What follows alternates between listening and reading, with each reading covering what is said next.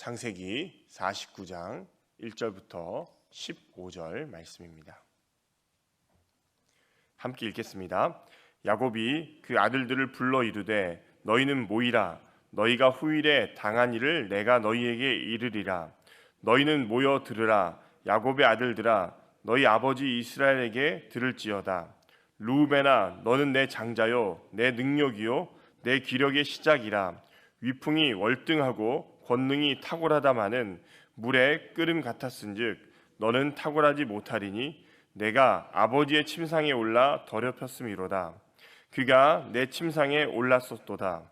시므온과 레위는 형제요 그들의 칼은 폭력의 도구로다. 내 호나 그들의 모의에 상관하지 말지어다. 내 영광아 그들의 집회에 참여하지 말지어다. 그들이 그들의 분노대로 사람을 죽이고 그들의 혈기대로 소의 발목 힘줄을 끊었음이로다. 그 노여움이 혹독하니 저주를 받을 것이요 분기가 맹렬하니 저주를 받을 것이라. 내가 그들을 야곱 중에서 나누며 이스라엘 중에서 흩으리로다. 유다야, 너는 내 형제의 찬송이 될지라. 내 손이 내 원수의 목을 잡을 것이요 내 아버지 아들들이 내 앞에 절하리로다. 유다는 사자 새끼로다. 내 아들아, 너는 움킨 것을 찢고 올라갔도다. 그가 엎드리고 웅크림이 숫사자 같고 암사자 같으니 누가 그를 범할 수 있으랴. 규가 유다를 떠나지 아니하며 통수자의 지팡이가 그 발 사이에서 떠나지 아니하기를 실로가 오시기까지 이르리니 그에게 모든 백성이 복종하리로다. 그의 나귀를 포도나무에 매며 그의 암나귀 새끼를 아름다운 포도나무에 맬 것이며 또 그 옷을 포도주에 빨며 그의 복장을 포도즙에 빨리로다. 그의 눈은 포도주로 인하여 붉겠고 그의 이는 우유로 말미암아 시리로다. 스불론은 해변에 거주하리니 그곳은 배 매는 해변이라. 그의 경계가 시돈까지로다. 이싸 같은 가른 양의 우리가 사이에 꿇어앉은 건장한 나귀로다. 그는 쉴 곳을 보고 좋게 여기며 토지를 보고 아름답게 여기고 어깨를 내려 짐을 메고 앞제 아래에서 섬기리로다. 아멘. 오늘 말씀에서는 그 야곱의 유언과 축복이 나타납니다. 의로움을 행한 아들들에게는 복이 선언이 되고 불의를 행한 아들들에게는 그에 맞는 미래가 이렇게 선언이 됩니다. 언약 아래서 복 있는 인생이 되려면 어떻게 살아야 될까요? 오늘은 세 가지로 말씀을 전하고자 합니다. 첫 번째는 1절부터 4절입니다. 우리는 절제하는 삶을 이렇게 살아야 됩니다. 먼저 1, 2절에 보면은 야곱이 아들들을 부릅니다. 그리고 나서 후일에 당할 일을 너희에게 이른다 이렇게 말하고 있습니다. 또 모여 들으라 말하면서 아버지 이스라엘에게서 들을지어다 이렇게 말을 하면서 그가 자녀들을 향한 어떤 유언들, 축복을 하기 시작합니다. 먼저 3절에 가장 먼저 이야기되는 사람은 르우벤입니다. 르우벤. 이 르우벤은 야곱의 장남입니다. 그의 위세와 권능은 말씀은 출중했다 이렇게 말합니다. 하지만 그는 이 정욕을 참지 못하고 아버지의 첫 비라를 범했습니다. 그래서 이 장자권을 박탈당하게 됩니다. 육체의 정욕을 다스리지 못한 죄가 아버지와 이 아들의 관계를 다 파괴시킨 것입니다. 저는 이 말씀을 읽으면서 만일 르우벤이 이 절제의 삶을 살았으면 어떻게 되었을까 이렇게 생각을 해봤습니다. 아마도 그의 미래는 달라졌지 않았을까, 또 그의 자손들의 미래도 달라지지 않았을까 이렇게 생각하게 되었습니다. 아무리 능력이 뛰어나고 또 위풍이 월등하고 권능이 탁월한 사람이라 할지라도 이 절제의 삶이 뒷받침되지 못한다면은 이 소용이 없는 것입니다. 혹시 이 자리에 있거나 또 말씀을 듣는 분 가운데 숨어서 정말 남들이 보이지 않는 곳에서 절제하지 못하는 삶을 살아가는 분이 있지는 않으십니까?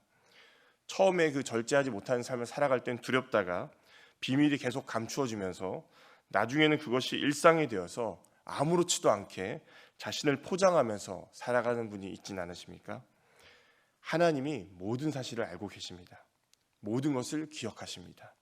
그리고 언젠가 때가 되었을 때에 그 대가를 치르게 하십니다. 이것을 기억하시면서 오늘 하루뿐만 아니라 우리가 살아갈 때에 절제의 삶을 살아가시는 그런 성도님 되시길 바랍니다. 두 번째는 5절부터 7절입니다. 우리는 혈기를 참는 삶을 살아가야 됩니다. 5절부터 7절에 보면은 시므온과 레위에 대한 얘기가 나타납니다.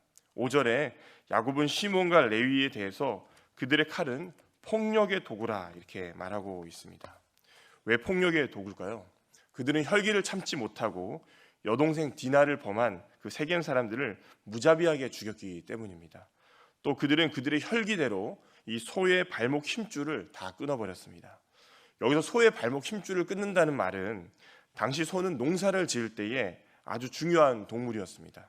그런 소의 발목의 힘줄을 끊는다. 이것은 더 이상 일할 수 없도록 만드는 것이고 굉장히 과한 행동이라고 볼 수가 있습니다. 더 나아가 시므온과 레위는 이 잘못한 사람들에 대해서 벌할 수는 있습니다. 왜냐하면 거기에 대해서는 합당하게 벌할 수 있지만은, 그러나 그들은 다른 사람들까지 그렇게 죽이고 또 가축계까지 손을 댄다는 것은 그들이 혈기대로 모든 행동을 행했다라고 볼 수가 있습니다.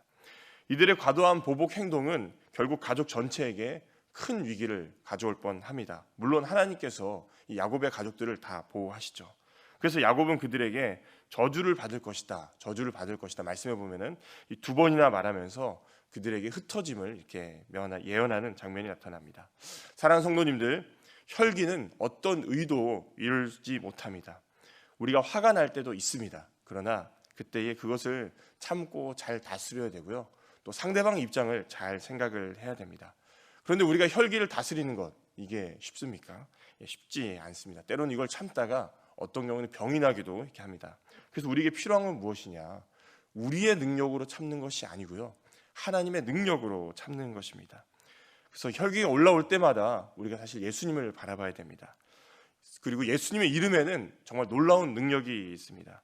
저는 예전부터 하는 습관이 하나가 있습니다. 그건 뭐냐면은 화가 나는 일이 생길 때마다, 또 제 마음에 상처가 되는 일이 생길 때마다 예수님의 이름으로 그 일을 놓고 기도하는 겁니다.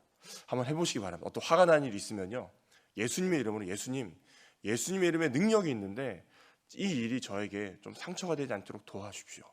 예수님 이 일이 생각할 때마다 제가 막 잠도 안 오고 자다가도 벌떡벌떡 일어나게 되는데 예수님의 이름에 능력이 있다고 하는데 제가 그 이름을 놓고 기도합니다. 제 마음을 붙들어 주십시오. 한번 기도해 보시기 바랍니다. 신기하게요, 마음이 풀어집니다. 예수님의 이름에 정말 능력이 있습니다. 그래서 그 일을 생각하면은 이전에는 기분이 나쁜데요, 계속 능력을 믿고서 그 이름으로 기도하다 보면은 예수님이 그 일을 생각하더라도 더 이상 힘들지 않도록 도우신다는 것입니다. 따라서 우리 안에 있는 혈기, 그 화가 나는 것, 우리 힘으로 다스릴 수 없습니다. 예수님의 이름으로 기도하시고요, 예수님의 능력으로서 이기시면서 승리하는 삶을 사시는 그런 모든 성도님 되시길 바랍니다. 마지막입니다. 8절부터 15절입니다. 우리는 십자가의 삶을 살아야 됩니다. 이 8절부터 15절에 보면은 유다와 스불론 그리고 이사갈에 대해서 나타나고 있습니다. 먼저 유다를 다루기 전에 스불론과 이사갈부터 이렇게 보면요, 스불론은 배들이 드나드는 바닷가에 거주할 것이다 이렇게 말합니다. 이 지파는 상업적 교류의 통로 역할이 된다는 것을 뜻합니다. 또 이사갈은 비옥한 땅에서 농경 생활을 할 것입니다. 그러나 이것은 동시에 외부 세력에 종속될 위험이 있는 것을 말하고 있습니다. 유다를 또 다뤄보면 유다는요, 강한 지도력을 갖춥니다. 사자같이 용맹하게 싸우고 원수를 이긴다 말하고요, 또 왕으로서 나라를 다스릴 것이다 이렇게 말하고 있습니다. 그래서 유다의 후손에 누가 나타납니까? 바로 다윗과 예수님이 나타나고 있습니다. 그래서 형제의 구원을 위해서 희생한 유다가 이제 동생을 위해서 자기가 잡힌다고 이렇게 얘기했지 않습니까? 그래서 그 희생을 자초한 유다는 큰 복을 받는다는 것입니다. 사랑하는 성도님들, 유다가 형제의 구원을 위해서 희생을 자초한 모습은 어떻게 보면은 이 십자가와 연관시킬 수 있습니다. 이 십자가 정신이라고 볼 수가 있습니다. 이 십자가 정신으로 사는 사람들에게는 복된 미래가 있습니다. 그래서 날마다 우리에게 주어진 그 십자가를 붙들고 사시는 그런 성도님들 되시길 바랍니다. 말씀을 정리하겠습니다. 야곱은 이 후손의 미래를 예언을 합니다.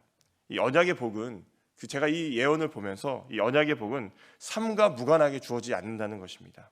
하나님께서는 우리가 의롭고 성실하게 살아가길 원하시고, 또 성실하게 살아갈 때에 하나님께서는 우리에게 복을 더하시고 은혜를 더하신다는 것입니다. 따라서 이것을 기억하시면서 오늘 하루도 내가 주님을 위해서 어떻게 살아갈까, 또 어떤 하나님의 은혜가 있을지 그런 것들을 기대하시면서 정말 주님 붙들고 살아가시는 모든 성도님 되시기를 간절히 소망합니다. 기도하겠습니다. 하나님 아버지 감사합니다. 오늘 새벽에도 이 자리에 나오게 하시고 야곱의 유언과 축복을 통해서 말씀을 기억하게 하시니 감사드립니다. 오늘 하루 살아갈 때 우리가 절제하는 삶, 혈기를 다스리는 삶을 살아가게 하시고 무엇보다 십자가 정신으로 살아가면서 하나님의 은혜를 누리는 하루 될 수 있도록 도와주옵소서. 특별히 교회 가운데 환우 분들이 많이 계십니다. 하나님 한 분 한 분 그분의 손을 붙잡아 주시고 회복의 은혜를 더하여 주옵소서. 감사합니다. 예수님 이름으로 기도드립니다. 아멘.